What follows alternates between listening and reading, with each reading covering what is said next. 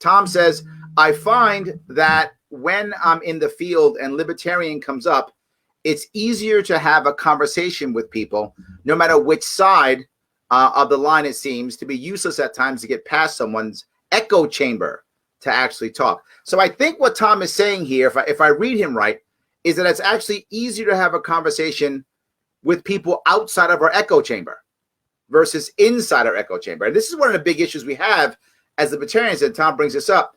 So often we just talk to ourselves. So we don't know how to meet the other person where they are because we don't, we have no clue where they are. We assume they're where we are because everyone else we talk to is in the same spot. We all think government should be smaller, but not everybody thinks that. We all think individuals matter, but not everybody else thinks that. So we sometimes struggle not knowing where to go with the other person because we spend so much time in our own echo chamber.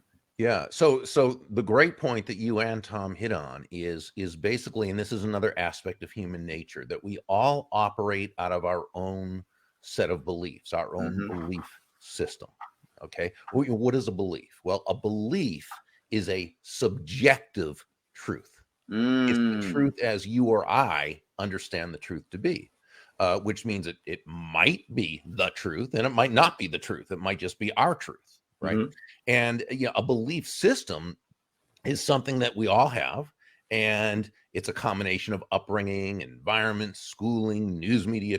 But by the time we're little more than toddlers, our basic belief system has already been set, and we had nothing to do with setting it because we were not able to think critically, check our premises. Is this thing that mom and dad has said, is this correct? Why is it correct? Where did they learn it from? How did that work? Right? So most people grow up and live their lives controlled in a way by what I call an unconscious operating system. Okay. We think that we're thinking, and we think that we're operating out of free will, if you will, when in reality, we're really operating within a matrix that has been created for us. Now, the first thing to getting out of the matrix is what? Taking the what was it, the red pill? Right. And in this case, it simply means understanding that this is the case. And it's something that we all fall victim to. It's just part of life, how it is. But here's the thing. And you brought this up beautifully. You said, most of us, we kind of assume, we think that other people see the world basically the same way we do, which is very intuitive. How could it be anything different? I'm the average guy. Everyone thinks like me. Right. One of my friends, Judy Piani, she wrote a book called Normal is What I Am. Right. So, but they don't think like us because they came from their own set of beliefs and they have their own subjective truths and they have their own, right.